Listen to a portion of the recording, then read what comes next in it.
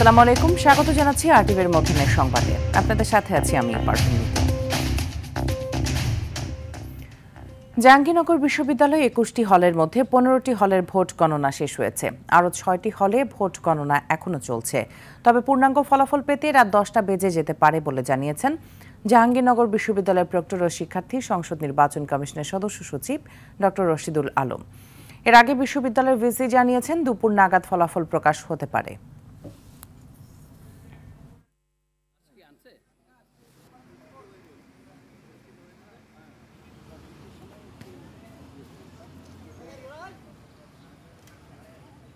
Vote গণনা প্রক্রিয়া অব্যাহত রয়েছে। এটা আমরা পুঙ্খানুপুঙ্খভাবে যাচাই বাছাই করে ধীরস্থিরভাবে গণনা করছি, যাতে কোনো ভুল ত্রুটি না হয়। একটানা আমরা যে কাজ পরিচালনা করি সেটি সকলের উপর একটা মানসিক শারীরিক চাপ, যার ফলে একটু ধীরস্থির করে কোনো ভুল ত্রুটি না হয় সেদিকে লক্ষ্য রেখে আমরা আশা করছি আজ দুপুর নাগাদ ফলাফল দিতে পারবো। দর্শক, এই মুহূর্তে জাহাঙ্গীরনগর বিশ্ববিদ্যালয় থেকে যুক্ত হচ্ছেন আমাদের সহকর্মী ওমর ফারুক। ফারুক, ভোট গণনার সর্বশেষ কি তথ্য রয়েছে আপনার কাছে? মিতু, আপনাকে ধন্যবাদ। আমি এই মুহূর্তে রয়েছি জাহাঙ্গীরনগর বিশ্ববিদ্যালয়ের যে সিনেট ভবন রয়েছে সেই সিনেট ভবনে আমি অবস্থান নিয়েছি। তো সিনেট ভবনের যে এখানে নির্বাচনের যে অস্থায়ী নির্বাচনের যে কার্যালয় করা হয়েছে সেই কার্যালয়ে কিন্তু ভোট গণনা চলছে। গত রাত থেকে কিন্তু এই ভোট গণনা শুরু হয়েছে, এখনো চলমান রয়েছে। ইতিমধ্যেই 15টি হল সংসদের যে ভোট রয়েছে সেই ভোট গণনা তারা সম্পন্ন করেছেন। আরো 6টি হলের যে ভোট রয়েছে তা সেই ভোট গণনা এখন চলছে। তো ভোট গণনা শেষে কিন্তু তারা চূড়ান্ত বিজয়ীদের তালিকা প্রকাশ করবেন বলে আমাদেরকে জানিয়েছেন। তো নির্বাচনকে ঘিরে কিন্তু নির্বাচনী এলাকায় নিশ্চিত নিরাপত্তা ব্যবস্থা জোরদার করেছে বিশ্ববিদ্যালয় প্রশাসন। কয়েক স্তরের নিরাপত্তা ব্যবস্থায় রয়েছে বিশ্ববিদ্যালয় এলাকা। তো নির্বাচনকে ঘিরে যে একটি দোলা চলছিল সেই দোলা কিন্তু শেষ হতে চলেছে। প্রার্থী ও সমর্থকরা কিন্তু অপেক্ষায় রয়েছেন সেই কাঙ্ক্ষিত ফলাফল জানার জন্য। কিন্তু কিছুটা অভিযোগ করেছেন ছাত্র শিবিরের যে ভিপি প্রার্থী রয়েছেন আরিফুল্লাহ, তিনি যেটা আমাদেরকে জানিয়েছেন মেশিং এ ভোট গণনার কথা থাকলেও তারা ম্যানুয়ালি ভোট গণনা শুরু করেছেন, যে কারণে বিলম্বিত হচ্ছে এই ভোট গণনায়। মেশিং আনাও হয়েছে, কিন্তু কেন মেশিং এ ভোট গণনা করা হলো না সেটা তারা অবগত নয় বলে আমাদেরকে জানিয়েছেন। তো মেশিং এ ভোট গণনা হলে কিন্তু বলে আমাদেরকে জানিয়েছেন। তো নির্বাচন কমিশনের যে সদস্য সচিব রয়েছেন ডক্টর রশিদুল আলম, তিনি কিন্তু আমাদেরকে জানিয়েছেন যে রাত 10টার আগে ফলাফল পাওয়া সম্ভব নয় বলে তিনি আমাদেরকে এমনটাই জানিয়েছেন। কিছুক্ষণ আগে কিন্তু সাংবাদিকদের এক প্রশ্নের জবাবে তিনি একথা বলেছেন। তো নির্বাচনে এই মুহূর্তে উৎসব মুখর পরিবেশে কিন্তু ভোট গণনা চলছে বলে আমরা দেখেছি। তো একটি শোকের খবর রয়েছে, নির্বাচনের দায়িত্ব পালন করতে গিয়ে কিন্তু নির্বাচনের ঠিক আছে তো নির্বাচনের এই নিয়ে ছিল আমার কাছে সর্বশেষ। মিতু। ফারুক, ধন্যবাদ আপনাকে আমাদের সাথে যুক্ত হবার জন্য। জাকসু নির্বাচনের ভোট গণনার সময় অসুস্থ হয়ে মৃত্যুবরণ করেছেন বিশ্ববিদ্যালয় চারুকলা বিভাগের শিক্ষিকা ও প্রীতলতা হলের প্রিজাইডিং অফিসার জান্নাতুল ফেরদৌস। সকালে ভোট গণনার কার্যক্রমে অংশ নেন তিনি, পরে হঠাৎ অসুস্থ হয়ে ঢলে পড়েন। বিশ্ববিদ্যালয়ের অ্যাম্বুলেন্স দ্রুত তাকে সাভারের এনাম মেডিকেল কলেজ হাসপাতালে নেওয়া হলে চিকিৎসক মৃত ঘোষণা করেন। তার মৃত্যুতে বিশ্ববিদ্যালয়ের শোক নেমে এসেছে।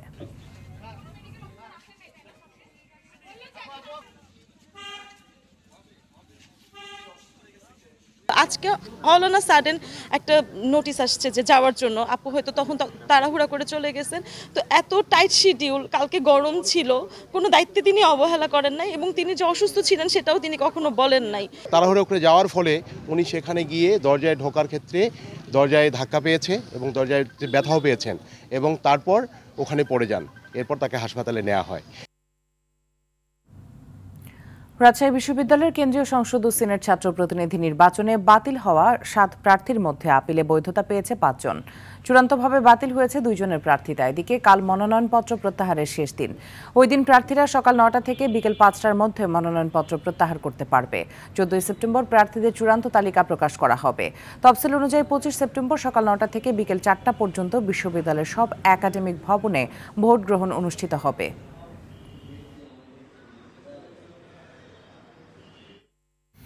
বিএনপির স্থায়ী কমিটির সদস্য অধ্যাপক ডাক্তার এজেম জাহিদ হোসেন বলেছেন, দেশকে পিছিয়ে দিতে দেশবিরোধী শক্তি ঐক্যবদ্ধ হয়ে দেশ ও দেশের বাইরে থেকে ষড়যন্ত্র করছে।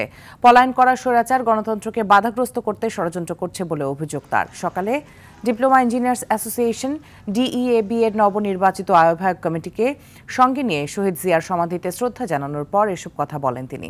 ডাক্তার জাহিদ বলেন, বিভেদ বিভাজন কখনো ভালো ফল আনবে না।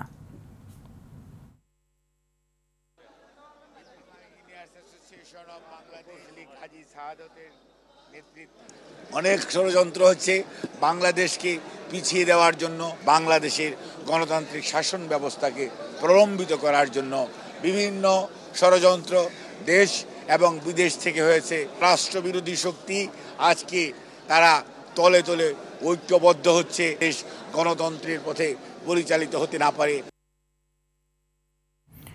চালসহ নিত্যপণ্যের উচ্চ দরে অস্বস্তিতে ক্রেতারা। বাড়ছে মুরগি ও ডিমের দামও। রাজধানীর বিভিন্ন বাজার ঘুরে দেখা যায় মোটা চালের কেজি 55 থেকে 60 টাকা, মাঝারি চাল 70 থেকে 75 টাকা, আর মিনিকেট বা নাজিরশাইল বিক্রি হচ্ছে 85 টাকার কাছাকাছি। 1 ডজন ডিমের দাম 145 থেকে 150 টাকা, ব্রয়লার মুরগি 165 থেকে 185 টাকা, পেঁয়াজ 80 থেকে 85 টাকা কেজি, রসুন 150 থেকে 200 টাকার উপরে। সবজির দামও বেশ চড়া। কাঁচামরিচ 120 থেকে 150 টাকা কেজি, টমেটোর কেজি 100 টাকা। ক্রেতাদের অভিযোগ, মাসের শুরুতে বেতন হাতে পেলেই অর্ধেক খরচ বাজারে শেষ হয়ে যায়। দাম সহনীয় রাখতে সরকারের কড়া নজরদারির দাবি তাদের।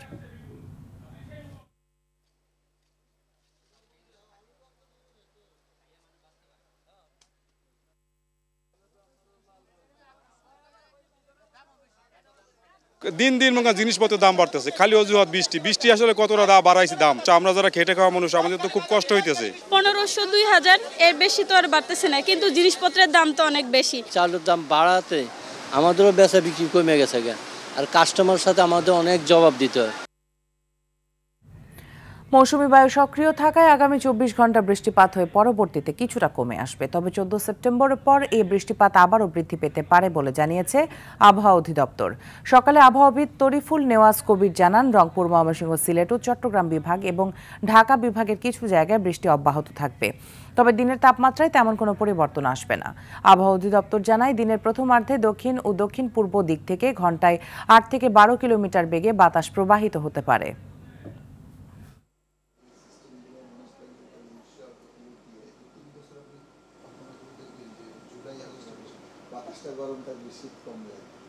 রংপুর, ময়মনসিংহ, সিলেট, চট্টগ্রাম বিভাগের অধিকাংশ জায়গায় এবং রাজশাহী, ঢাকা, খুলনা এবং বরিশাল বিভাগের কিছু কিছু জায়গায় হালকা থেকে মাঝারি ধরনের বৃষ্টির সম্ভাবনা আছে। সেই সাথে রংপুর, ময়মনসিংহ, সিলেট এবং চট্টগ্রাম বিভাগের কোথাও কোথাও মাঝারি ধরনের ভারী থেকে ভারী বর্ষণের সম্ভাবনা আছে। আগামী 4-5 দিন এই অবস্থাটা অব্যাহত থাকবে। হয়তোবা গতকালকার চেয়ে আজকে এবং আগামীকাল বৃষ্টিপাতের পরিমাণ একটু কমতে পারে, কিন্তু 14 তারিখের পরবর্তীতে বৃষ্টিপাতের পরিমাণটা আর একটু বৃদ্ধি পাওয়ার সম্ভাবনা আছে। চট্টগ্রামে প্রাইভেট কারের ধাক্কায় বাবা মেয়ের মৃত্যু হয়েছে, আহত হয়েছে আরও 4 জন। সকালে ঢাকা চট্টগ্রাম মহাসড়কের মিরসরায়ে এই দুর্ঘটনা ঘটে। পুলিশ জানায়, ঢাকা চট্টগ্রাম মহাসড়কের ঠাকুরদিঘি এলাকায় রাস্তার পাশে দাঁড়িয়ে থাকা একটি কাভার্ড ভ্যানকে ঢাকার উত্তরা থেকে আসা একটি প্রাইভেট কার ধাক্কা দিলে ঘটনাস্থলে বাবা ও মেয়ে নিহত হয়। এতে প্রাইভেট কার ও কাভার্ড ভ্যানের 4 জন আহত হয়। নিহতরা হলেন মোহাম্মদ গোলাম সারোয়ার ও তার 3 বছরের মেয়ে মুস্কান। আহতদেরকে স্থানীয় স্বাস্থ্য কমপ্লেক্সে ভর্তি করা হয়েছে। যুক্তরাষ্ট্রে ব্রিটিশ রাষ্ট্রদূত পিটার ম্যান্ডেলসনকে বরখাস্ত করেছেন যুক্তরাজ্যের প্রধানমন্ত্রী কিয়ার স্টারমার। দণ্ডিত মার্কিন অপরাধী জেফ্রি এপস্টেইনের সঙ্গে তার ঘনিষ্ঠ সম্পর্কের প্রমাণস্বরূপ একগুচ্ছ ইমেইল প্রকাশের পর বৃহস্পতিবার এই সিদ্ধান্ত নেওয়া হয়েছে। তথ্যটি নিশ্চিত করেছে বার্তা সংস্থা রয়টার্স। এদিকে প্রকাশিত ইমেইল ও চিঠিতে তিনি এপস্টেইনকে সবচেয়ে ঘনিষ্ঠ বন্ধু বলে আখ্যা দেন। অন্যদিকে এপস্টেইনের সঙ্গে সম্পর্কের বিষয়ে গভীর দুঃখ প্রকাশ করে ভুল স্বীকার করেছেন ম্যান্ডেলসন। হংকংকে 7 উইকেটে হারিয়ে এশিয়া কাপের শুভ সূচনা বাংলাদেশের। আবুধাবিতে এদিন টস হেরে ব্যাট করতে নেমে 144 রানের সংগ্রহ পায় হংকং। লক্ষ্য তাড়া করতে নেমে লিটন করেন 50, তাতেই 14 বল হাতে রেখে সহজ জয় পায় বাংলাদেশ। বিস্তারিত রাফি আমিনের রিপোর্টে।